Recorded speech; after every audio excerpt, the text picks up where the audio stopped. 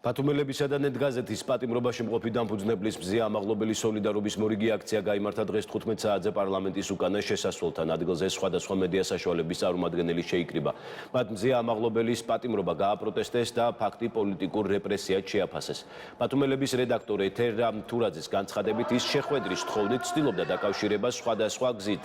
მათ შორის შეტყობინებით ტელეფონის პირად ნომერზე შალვა პაპუაშვილთან, თუმცა ეს არ მოხდა.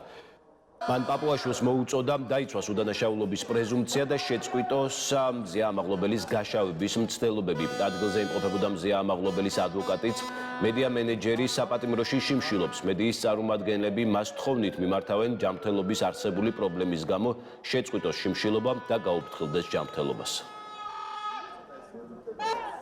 მზია, ჩვენ, შენი მეგობრები და კოლეგები, პატივისცემით უყურებთ შენს ურყევ ნებას და ბრძოლას სამართლიანობისთვის. შენი ხმა ჩვენი და ჩვენი ქვეყნის თავისუფლებისთვის ფასდაუდებელია. ჯერა, რომ ბევრი მნიშვნელოვანი საქმე ერთად გასაკეთებელი წინ გვაქვს. მე-11 დღეა შიმშილობ. გთხოვთ, შეაჩერო პროტესტის ეს უკიდურესი ფორმა. შენ ჩვენთვის და საზოგადოებისთვის ძალიან მნიშვნელოვანი ხარ, როგორც პროფესიონალი და როგორც ადამიანი. შენი ჯანმრთელობა და სიცოცხლე სასწორზე არ უნდა დადო.